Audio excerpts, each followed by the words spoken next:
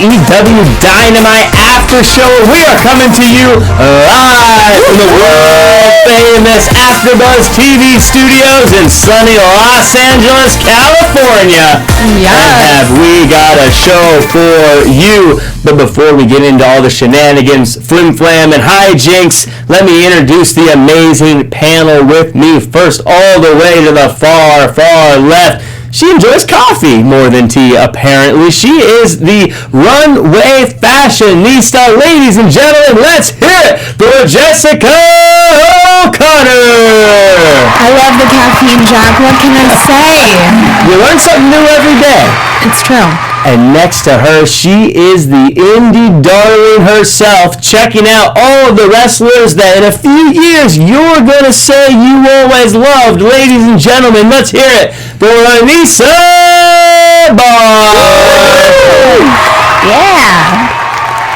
And hailing from inside the booth, he is the super producer, the king of the bing bang and boom. Ladies and gentlemen, let's hear it for Josh Alonzo. How's it going, guys? How's it going? I know it's a little slow tonight with the whole corona thing going on, but I assure you, this show, germ-free. That is a tease, ladies and gentlemen. But before we get into all the teases, I'm your host. I'm benevolent, fancy Jack Farmer. Fancy Jack, fancy Jack. We got a good show tonight. We got all sorts of stuff. We got all sorts of stuff happening today. But first, overall, how did you guys feel about this particular episode of Wednesday Night Dynamite? I felt like this was a very long episode. Usually I feel like, oh, wow, it's so short. But tonight I was like, oh, wow, it's a long episode. I'm really enjoying it. Oh, good. I was saying, okay, you're really enjoying it. I always thought you were going to be like, oh, it was so long. I was like, oh, I'm over it. Yeah, it sounded like you didn't enjoy it much, but you did. Yeah, I like when I feel savoring it. I like when I watch wrestling. I always enjoy when I feel like, wow, that was a long show, but I enjoyed it. You know, instead of it being short, I'm like, oh man, like it's so short. So you're satisfied. Yeah. So it was a big full meal, but you're left feeling good. Yes. Yeah. So you sip wine. You don't drink shots. You don't take shots. You sip the wine. I don't even drink, so. Fair enough. Moving on. Moving on from there. This episode, one of the things I really liked about it is it had this sort of ongoing story arc that culminated in the finale. It first started off with Hangman Adam Page needing a partner because Kenny Omega broke his hand. And we were kind of teased with who it could be, possibly Nick Jackson. But good old Dustin Rhodes said, I don't care. I'm going to be your partner. How did you guys feel about these guys? Before we get into everything else, these guys just teaming up. How did you feel? I thought it was a little random, but I had forgotten, thank you to our commentary, that they have been in this exact setup before. We've seen Dustin Rhodes, Hangman versus Chris Jericho, Sammy. So then I was a little more invested. I was like, okay, this is a redemption match. This is round 2 because I have already forgotten, I guess, round 1. Yeah. How'd you like the pairing? I didn't mind it. I thought it was going to be Darby Allin or Moxley because they have problems with the inner circle. But yeah, like Jessica said, I kind of forgot about Dustin Rhodes, you know. Mm-hmm. But I mean, I thought this was a good pairing to really outshine the different type of tag team tonight. You know, I like Dustin Rhodes. I kind of wanted someone edgier to join him, though. Someone like as you had mentioned, like a Moxley, or maybe even someone who we don't know what their motives are at the end of the day. I mean, I think everything played out, but I was kind of hoping for a splashy name that was like, ooh, that'll be very interesting to see. I know. I feel that way about Dustin Rhodes, too. I feel like, obviously, he's an OG, and he's been around for so long. He's Cody's brother, so there's family ties. But I feel like he's kind of their... there's a term for it in baseball where you just kind of throw him in and he's... Utility player. Yeah, exactly. Like, he is AEW's utility player. That's a great way to put it. Because, yeah, again, I don't want to sound like I didn't enjoy him being in the match. It just... Mm-hmm.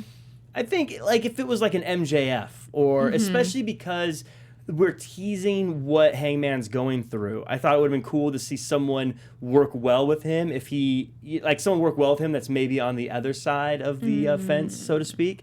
Who do you have in mind?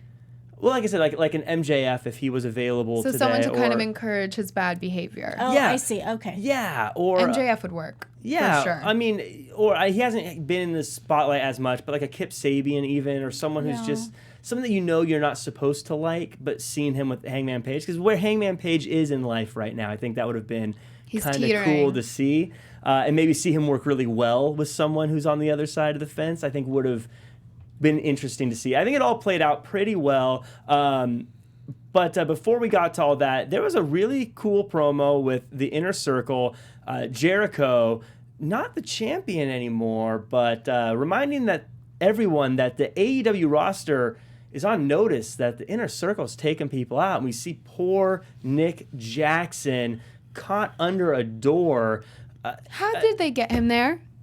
Do we have any theories? How do you possibly get in such a compromising position? They probably knocked him out and he was out cold and they just dragged him in there under there. I think That's a good theory. I really couldn't wrap my head around it. I think we should all just be so thankful that the Inner Circle found him in this situation and were able to alert medical staff. I forgot. Is that how it happened? So that they could. So it just fell on him and the Inner Circle came to his rescue. Yeah, if I was Nick Jackson, I would be reaching out to the people who manage that venue and that door that clearly does not work properly. And just, I would send Jericho a thank you card for finding him. Maybe a bottle of champagne. A bottle of the bubbly. I like this scene. I thought it was a cool way to show what looked like a bad injury to Nick Jackson without having to actually put him in any, from a show standpoint, danger of doing something. I have to shout out the commentary again because I thought it was really cool. If something, obviously, I think everyone knows that I'm new to wrestling, but something that I love about wrestling is if you pay attention to the commentary, they are always kind of leading the path of the story. Yeah. And they were talking about how, the Elite is going up against the Inner Circle, and they're like, oh, they just have to be really careful over these next couple of weeks for no injuries. And I was thinking about that. I'm like, okay. And then, cut to, and there we find. Right, there's exactly, and that's actually a great thing. That's something that I think a lot of people miss about wrestling is how important the commentary is and guiding what we're supposed to think. And that's what makes guys like JR and Tony Schiavone and Excalibur so good, is that it's not just talking, and it's not just saying. It's like subtle clues. Yeah, you just gotta listen. You're like the narrator of the story in a lot of ways, so that you know what's going on, and that's what those guys do so well. They're really great. Yeah. I love the line by Jericho, though. Call a doctor or pick up your trash. He's only saying this. I don't care for that commentary, to be honest. I loved it. Hangman, I love Hangman Adam Page. They have this match later in the night. I just love what Hangman's doing. I think he's such a star. Of course, everyone in this match came off good, but just in general, the thoughts. What did you guys feel watching this match and watching Dustin and Hangman team up against a pair like Jericho and Guevara? I mean, I thought this match was really far decent. I have no complaints. I thought everyone did really well. A little bit of the outside interference was really, really fun to see. Of course, Beer had to be involved. Yeah. And hopefully they don't get a DUI on their way home because they hopefully don't smell like beer. That's very thoughtful of you. I know. It's really considerate. I hope they get home safe. Yeah. Call an Uber, call a Lyft. It's not worth it. It's not worth it. Because you got beer thrown on you, and what if you weren't drinking that beer, I do think Jericho had the moment of the show, though, when he drank the beer and said, I'm a cowboy. A little bit of the bubbly. He's so quotable. He really is. And then I feel bad for that person who got that beer, because that was beer. We were talking about how expensive beers are in venues like $20 that. down Not the only drain. that, but say someone had the coronavirus and they're sharing beer. Not so Corona. hygienic right now. A Corona. How you doing? You see what I did there? I'll be here all night. So Welcome to my TED Talk. Right. So the end comes, and the big thing here, the big takeaway I got, that Hangman got another clean win over a pretty big tag team.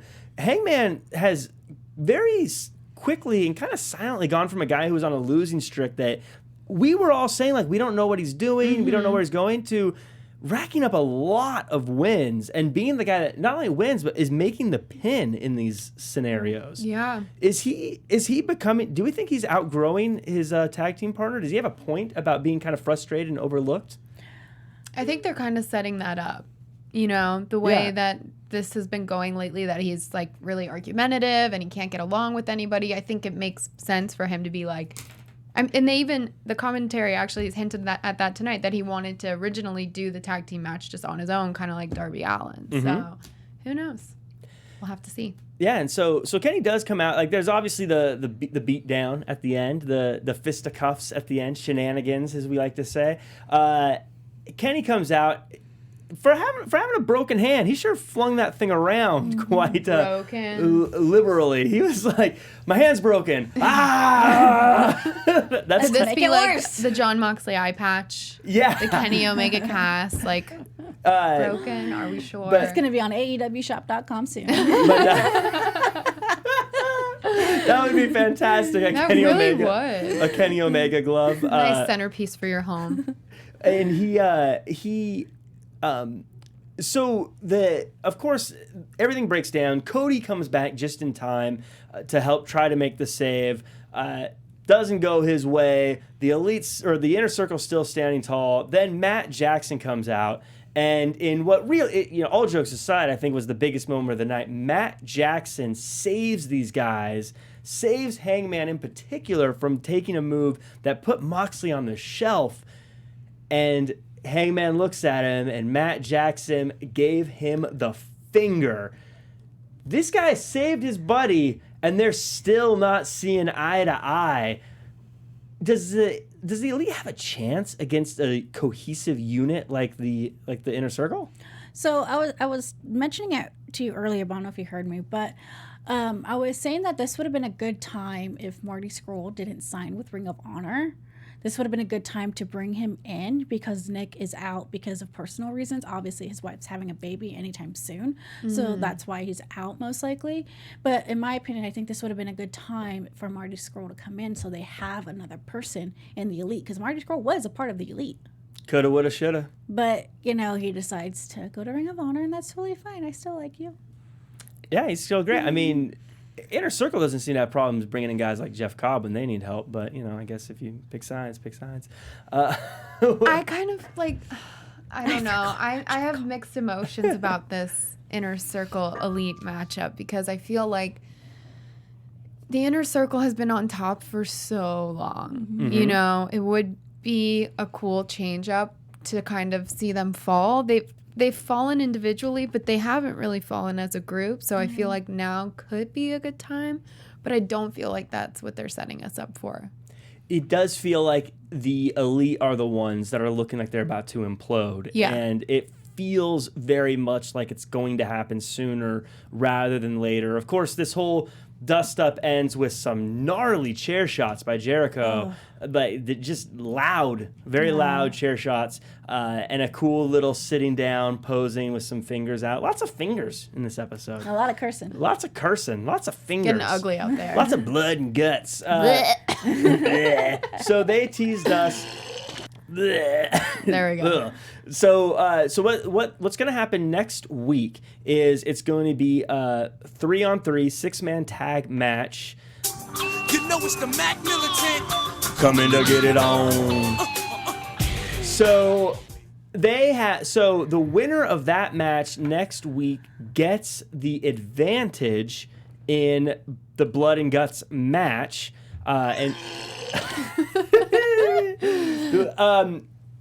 which makes next week, that's a very important match. I don't know which 3 of each team is going to represent them, but I kind of feel like this is the Inner Circle's match to win here. Mm-hmm.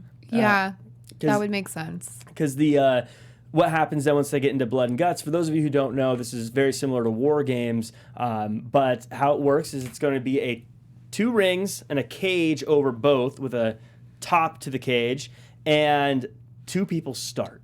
And every 5 minutes, a new person is added, and they flip-flop. So the person who wins next week gets the first entrant, meaning if it starts Inner Circle versus Elite, and the Inner Circle wins next week, then in 2 weeks at Blood and Guts, the third person that comes in is an inner circle guy, and that means the elite guy is going to be 2-on-1 for 5 minutes. Whew. And then, of course, then it evens up, and then it continues over and over and over again. And it looks like we got a picture of one of the old WCW. I can't wait for if they're going to bring this Whoa. aesthetic back. That'll be awesome because I've always been a fan of the top of like the War Games top sell match right there. Yes. Because that, like, correct me if I'm wrong, y'all. This is pretty much the inspiration for what later became for Hell in a Cell, right? In WWE. Hell in a Cell and Elimination Chamber, actually.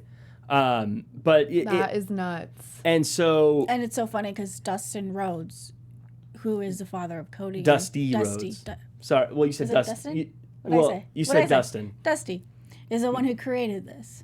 Yeah, and so that's what's really What cool. a concept. That's what's really cool about Cody getting this, because essentially Like the an WWE homage. owns it, and he was able to find a way to get the rights to it. But basically, yeah, what will happen is the match continues until all 10 members are in. Then the match, quote unquote, officially starts. Mm-hmm. And the only way to win is to make someone on the other team tap out or surrender. Oh, this is gonna be I'm sick. so excited for you to watch Yeah, this, this is so Jessica. cool. I did not know Yeah, this. there is Thank you for no- the visual, Josh. This There is very is helpful. no pinning. There is no DQ. The only way to win is to make someone on the other team surrender. So this is how the elite and the inner circle are gonna go at it. That's blood and Oh, guts. I'm so excited. Yes, I did that's- not know this. That's blood and guts. So next week is the 6-man tag to see who gets the advantage of who gets their people to come I in did not know first. this was the visual. Do any of you That- think there might be any crazy spots from the top of the cell? Like maybe might have like a crash door like going from the top of the cell to the mat, or what do we think will be happening? I think that some weapons will be involved. I think Some barbed wire, maybe. someone's getting up on top of that cell, because Yeah. they've said multiple times there's a roof, and if they're letting us know that there's going to be a roof on this one, something's happening with the Yeah. roof. Many famous moments in wrestling came when someone came through the top of a cage, and I would love to see something like that. So many big moments in general in the War Games matches. One, Arn Anderson actually slammed a certain Dusty Rhodes' head in a door at one point. Oh, do you think that could happen? Maybe like a. That I could see happening. That's my prediction. What if is Cody that- does it to Chris Jericho? What if Cody does it to Arn Anderson and gets revenge for his dad? It wouldn't make sense, but I'd still love to see it. We don't have the Arn Anderson throwing Dusty, but we do have the receipt going for Dusty through doing it back to Arn Anderson right there.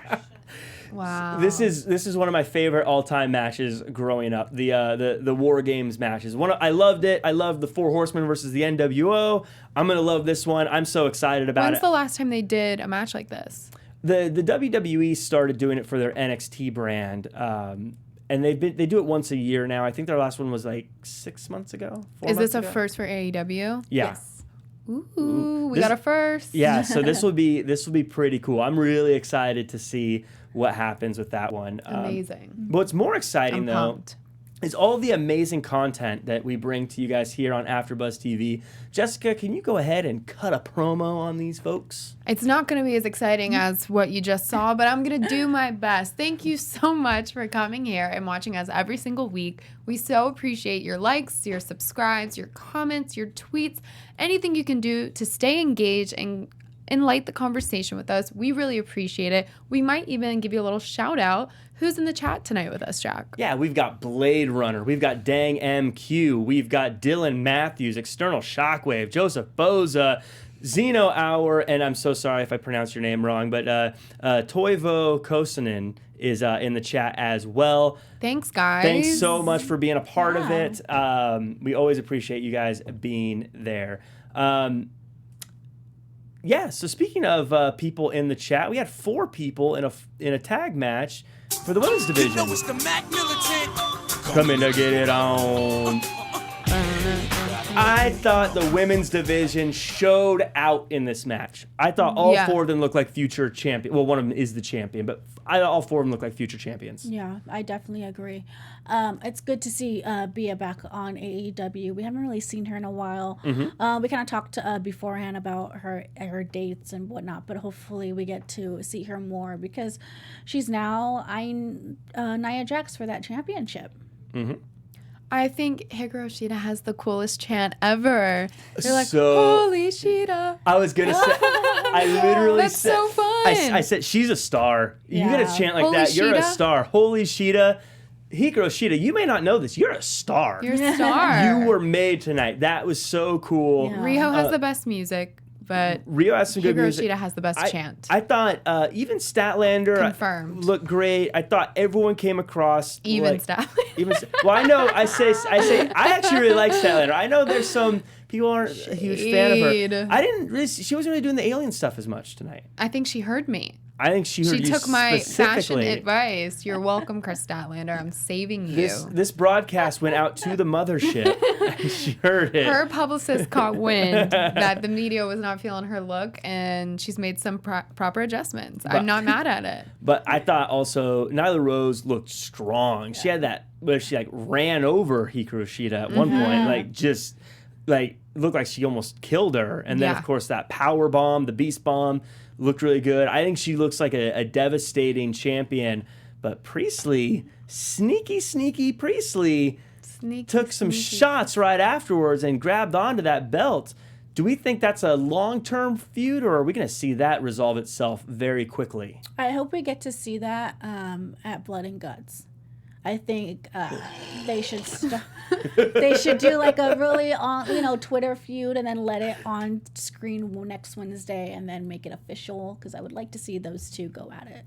Priestley's great, and she's super young, so we're going to see a Yeah. lot of her going forward. Do you think Priestley stands a chance, Jessica? I don't know. I don't think she's anything to like laugh at. I mean, No. she definitely knows what she's doing, and I just really enjoyed this match because I, like, even just looking at them and their external, they all just bring something so different. Like, there was so much chaotic energy going on. I'm like, whoa, there's this, there's that. They all just bring something different to the table, and it's Yeah. entertaining to watch for that reason. Yeah, I think this is a really good sign for the women's division. I think Priestley's great. I think they're going to have a great match. In fact, I'm going to predict that we will, if they get the time, I think it's going to be one of the best women's matches we've seen on a Dynamite in a long time when they have that. I don't think it's going to go to Double or Nothing. I think it's going to be kind of a quick kind of rivalry, but I think it'll be a Dynamite show and it'll match, and I think it'll be one of the best women's Dynamite matches we've seen in a very, very long time. Someone who's great, by the way, that I think we need to all take a moment to start to appreciate more. I don't think we've done a good enough job of appreciating him. Me in particular, especially since I'm a big fan, is Ortiz. He had a match with Cody tonight. How entertaining is Ortiz? Every time. I mean, It's you don't think so? You're like, he's he's all right. come on, he's fun. He's got the crazy hair. He does the For me, he's so expressive with his face. Yeah, I have to agree with that. And even if, what he's doing in the ring might not be insane, you buy into it just because he's so over the top and he Yeah. freaks out. Like, yeah, he's fun. I think he's such a fun person to Yeah, watch. he is. I feel like Santana's in that group kind of like the star of the group, but Ortiz is the entertaining one. He's so fun to watch. Even though I think we all went into this match thinking Cody's probably going to come out with the win, I think Ortiz is the one that made it really entertaining tonight. I was distracted by the neck tattoo, to be honest. Yeah. Yeah, me too. I am I was more not distracted going with on those record pants. commenting on that. None of that. I'm not commenting on the neck tattoo. But you said something about the pants? Yeah, I was more distracted about his pants. I'm just like, Cody should not wear those pants. Why again. not? I don't Cody's know, not you making the know. runway, guys. Per Anissa. I mean, I've seen a lot of things. I can only push so far, folks. I know, it's a PG I show. thought they were. I like the color design. I like the way they were designed. I'm a fan of Cody's. I mean, tights. I'm not offended by it. I'm just saying. Of course, Cody wins with a figure four, which seemed interesting. It seems like he doesn't have a really solidified finisher, unlike a lot of people. Yeah, Because he's that's a won good with the point. crossroads, but then he won last time with the moonsault, which was totally cool. I'm not going to argue that one. But and now the figure four. It's weird. He doesn't seem to have a go-to way of winning every time. Do you think that's a good thing, or do you think that's Yeah. kind of like a like, oh, I want to finish her. I want to feel like I see the ending. Like, I feel like with Cody, he only has. I'm not trying to knock him down, but I feel like he only has one signature move. But I feel like he needs another one, like a submission hold, instead of doing the figure four. Like create his own submission move. I don't know. That's my opinion, but I mean, I don't know. It's kind of cool that you don't know what's coming. I feel like that's kind of why, for me anyways, lately, I don't really know if he's going to win or lose. Like, I, in the beginning, I felt like he was such a front runner, and he was always, like, if he was getting in the ring, he was going to win. But I honestly watched this, and I'm like, I don't know. Like, this could go either way. And the fact that you don't know his move, like, keeps it more up in the air, I guess. Yeah. I am super happy that Brandi Rhodes is back with him on screen. I think this is far better than what she was doing before. Yeah, I 100% agree. It feels natural. It feels like I like seeing them together. I love that move. I think it was a really smart move for them to make. Yeah, I'm really glad they cut the other one. Speaking of cutting, we had Butcher and the Blade and MJF taking on the Jurassic Express in a 6-man tag. Coming to get it A lot on. of tag teams tonight. Yeah, in fact, you know what? I was going to tease it, but let's just talk about it now. We had multiple 6-man tag matches tonight. Do we think they might be teasing a 6-man tag division?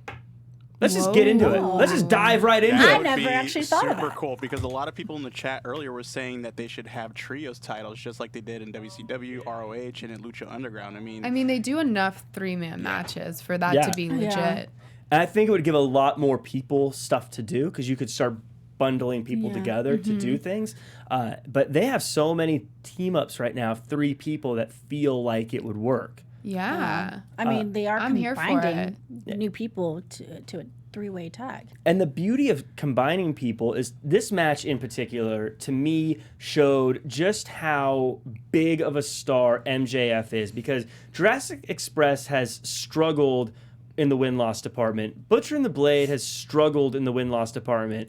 But MJF being a part of this made it feel like a main event type match, didn't it? Yeah, I totally agree. Like I hate to admit it, but it felt super important with him being out there. And he was the only person that's had like a consistent track record in the ring, right?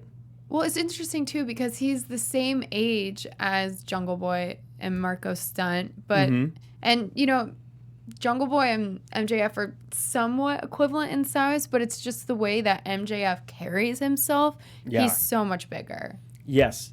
I like that you said it because it is the way he carries himself. I mean, he's clearly like yoked a bit more. In fact, I always say MJF's one of those guys that's like underraid big. Like, Yeah. In wrestling, you're like, oh, he's whatever size. But if you saw him in like the club or something, you'd be like, dude. Yeah. Cool. But this felt like a big match, and it felt good for Butcher and the Blade getting a big win that they needed. Jurassic Express is one of those teams I think is so loved. It's okay if they take a few L's. I think we're still gonna love them. Yeah. Though it did feel like there was a few moments of disconnection between them. Wait, I have to ask the chat if anyone in the chat noticed this too, but it looked like it was just an accident. Luchasaurus kicked Marco Stunt getting into the ring. Oh, yeah. Yeah. I saw Did that. anyone else see I saw that? Yeah. I saw And Marco that. Stunt started laughing. He's like, dude, like you just kicked me. And I don't know why I thought that was hilarious. One of my favorite moments was when Marco Stunt jumped on the Butcher's back and JR said, it's like a squirrel jumping on a dog. Because they were like rolling around. My favorite part of this match was Luchasaurus and the Butcher going at it. Yes. You know, that was just beautiful to watch because obviously both are strong men in their own tag team. But for me, I really enjoyed this match from start to finish. I thought everyone did their spots really well. Everything was clean. A couple of things were so smooth. And, you know, for Marco Stunt, I mean, you know, he's taking those hard-hitting bumps, and I give kudos to that because he is a tiny dude. But, he's doing what he loves, and he's out there killing it.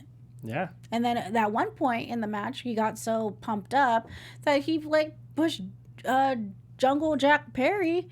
And I thought they were about to, like, have a turn where Marco becomes a heel, but then it's like, oh, no, he's just so pumped into the match. And I'm like, That would be interesting, though. I don't know if I could. They got him like a trench coat or something, and he could be like evil scientist or something. That would actually be kind of funny watching him like talk smack to people and be mean to people, even though he's smaller. But I did agree. I love Butcher going face to face with Luchasaurus. That was the beef of the night for me. Yeah. The meat slap of the So night much for meat. me. We need to get sound drop for the meat slap of the night. Josh, I know there's one in there somewhere.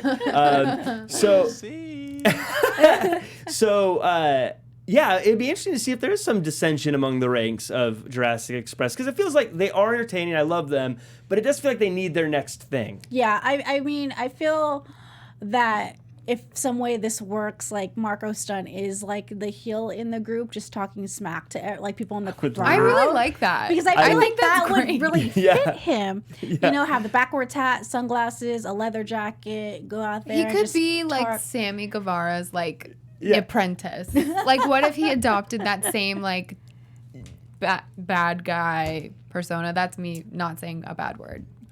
Yeah, I think that would be so fun to see him like going up to like Dustin Rhodes, like poking him in the belt, like I will not listen to you're a jerk. Just blah, like blah, an blah. annoying child. Yeah, and just Or that would be funny too if he was just like super immature and annoyed the crap out of everyone. I would love that. That would be my favorite thing. Watch, But we see a tweet like in 2 weeks maybe about our ideas. Someone's listening. I know, out there. someone's listening. We know who you are. It would be my favorite thing if he went and to the dark side. But for now, my favorite thing is a little segment we call the runway.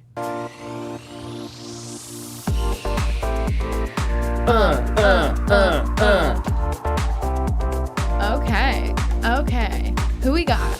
Oh, yes.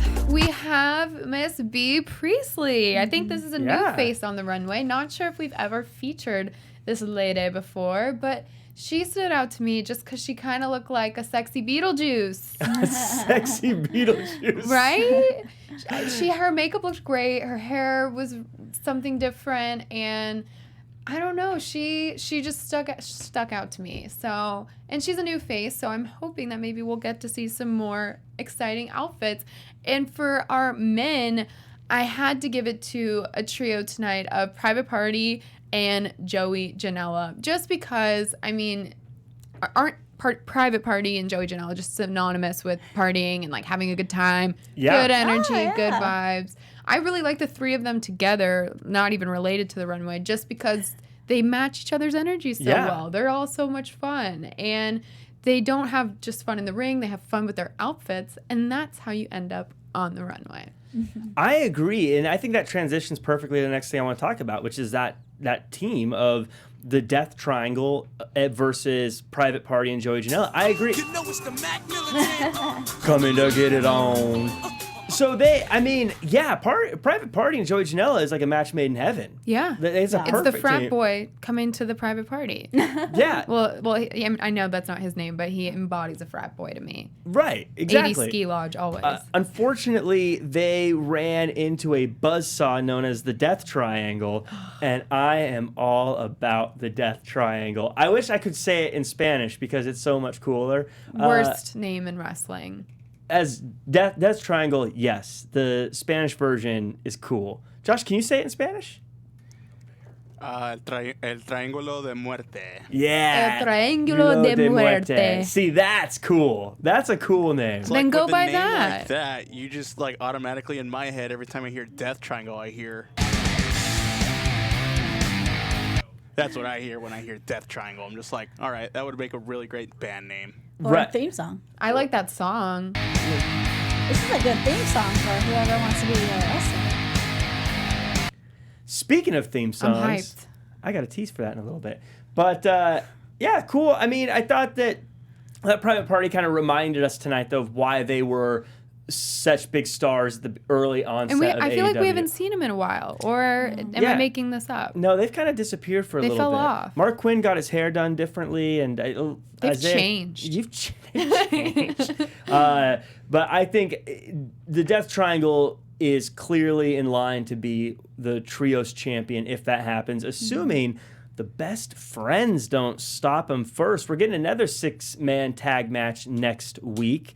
And maybe we'll get some Orange Cassidy in the ring again, which I'd be down. Which, after seeing Revolution, Orange Cassidy, my boy, I love that guy. He puts a smile on my face just thinking about it. Just thinking about it. Someone else that put a smile on my face tonight, even though he mocked a group I like, was Christopher Daniels and his little videos about the Dark Order. It confused me, so I'm ready to hear what you guys thought of it. I thought it was funny, but he's saying he wants to have a match with both those guys individually, and if the Exalted One doesn't show up to help, it means the Exalted One doesn't exist. He is claiming that the whole Dark Order is all a sham, I think. Yeah, I don't blame But then what about the cuts? There, you know how it was like him, being the speaker, and then it would cut to. That threw me off. I thought that it was like kind of showing, because you know how we said previously that the Dark Order things were all like they were being brainwashed? Yeah. So I thought it was like they were brainwashing him in the promo. And that the cut was like the real him, but this guy talking was like a brainwashed version of him. Oh, that's a good point. Maybe he is getting brainwashed. I like that. So, because I was confused. I'm like, because if you notice, it was just him popping out at random times being like, the Dark Order sucks or something. So I'm like, is that the real him? And the guy that's talking is the brainwashed him? Oh. Interesting. See, I just thought it was like an SCU related. I'm probably way Talking overthinking smack. it. I like your version. No, I like think that that's version way a cooler. lot, yeah. I thought it was just a promo that was funny, but I think I like yours. Did I overthink it? No, I like it. I like that. But now it's probably gonna be a letdown if that's not what it is. So maybe Well, I mean, ruined it. someone's Well, it's such listening, a great so- idea that we're going to see it on AEW in like 2 weeks. They're watching. Well, I do. Let me ask you this. They've been teasing this Exalted One character for a long time now. Are we getting to the point where it might be impossible to live up to the hype? Because there's a lot of rumors of who it could be. But even now, if it's one of the rumors, aren't we going to go, oh, it was who we thought it was? But if it's not one of the people we might think it is it going to be a good review? Like, have they built it up too much? Can they pay this off in a way that feels like, yeah, that was a good build up? Maybe if they throw in some kind of like Shutter Island twist like I came up with in my head, you know what I mean? Like if they have something weird and like supernatural that no one saw coming. I would like would be that. cool. I think that'd be kind of cool if Christopher Daniels didn't realize he was the Exalted One this whole time, and he's slowly becoming the Exalted One. I like that. And then His subconscious is trying to burst through, but it's not working. And then he walks out with Brody Lee. And then he turns his back on SCU. Mm-hmm. And then they attack your boys. See, this Anissa. is what I thought was happening. This was the dialogue. I'm joking. I'm boys with Scorpio Sky now. We chatted. We're homies now. The No drama. longer invited to the party. So real quick, I just want to make sure we touch base real fast on the Britt Baker promo. I thought she was great. That She's was so good as wonderful. in Really her new stood role. out.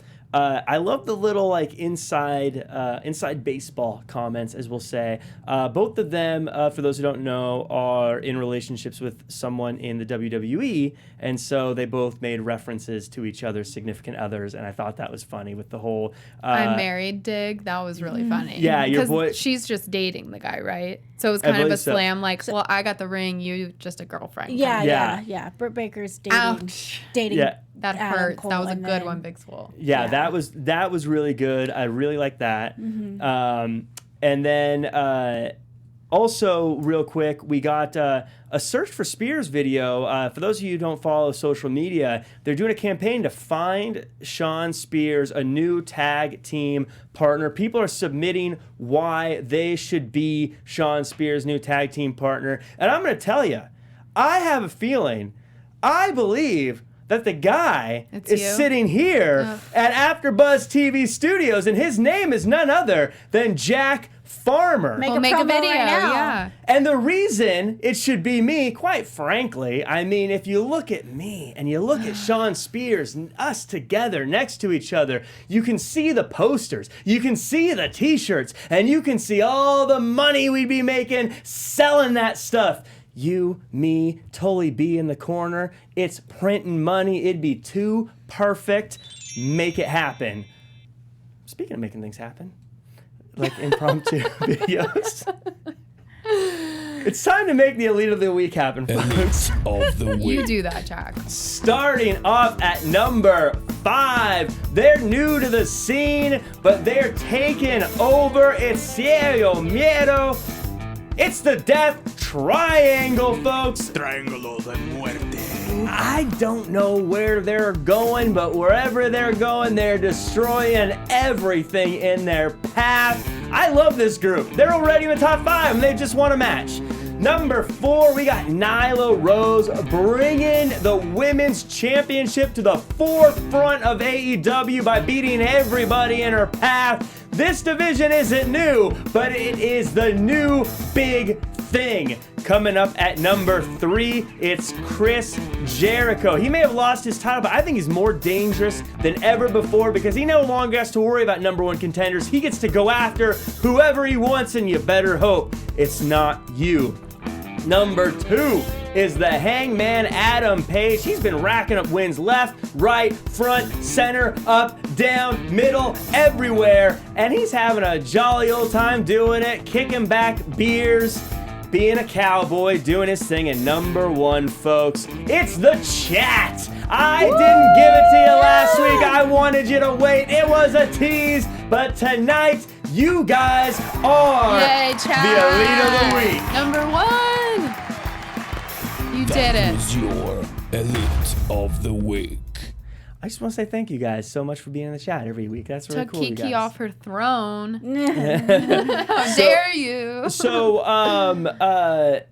real quick, I terrible to put at the end of the show. I wanted to get to it sooner, but I got caught up in the actual show. I do think we need to touch base real quick on this whole coronavirus thing and the possibility of shows getting shut down. Do we think this is going to impact any tapings or things like that for AEW, or do you think they're going to be okay? What do you think's coming up from an AEW standpoint? As of now, AEW has said that all shows are going on as scheduled, and Jericho has said that the Fozzy tour will go on as scheduled as well. I think in a time like this, people need entertainment more than ever. You know, it's a great distraction, if nothing else, and it brings people together. So let's just all wash our hands and be good people. Am I right? Yeah, that's a very great observation. I think that's absolutely true. Yeah. And I think that's probably the best way to say it. So thank you, Jessica, for that. I hope everyone washes their hands and stays healthy and safe in that regard. Until next time, though, Jessica, can you let everyone know where they can find you? I sure can. You guys can follow me on Twitter at @JO'Connor with 3 N's, on Instagram at @JessicaO'Connor_. And I'm Anissa Barr. You can follow me on all social media at Anissa Barr. And Josh in the booth. You guys can find me on TikTok, Instagram, Twitter at JOAL323. And my name is Jack Farmer. You can find me at jackcfarmer.com as well as at Real Jack Farmer across all social media. You can also check me out on the AfterBuzz Raw After Show every Monday at 9 p.m. Pacific. You can also check me out on the AEW social media skim every Monday as well. You can also check me out on the Hall of Fame Wish List show. It's a new show we're doing every Wednesday. We already recorded it. Check it out. We talk about the women that we want to most see in the WWE Hall of Fame. And also, I got the chance to interview Mikey Ruckus, the guy who makes all the amazing AEW intro themes. Check that out. It's live on AfterBuzz TV as well. So that should keep you busy until next time, in which, until then, do your best and be yourself. Our founder, Keven Undergaro, and me, Maria Menounos, would like to thank you for tuning in to AfterBuzz TV. Remember, we're not just the first, we're the biggest in the world, and we're the only destination for all your favorite TV shows. Whatever you crave, we've got it. So go to AfterBuzzTV.com and check out our lineup. Buzz you later. The views expressed herein are those of the hosts only and do not necessarily reflect the views of AfterBuzz TV or its owners or principals.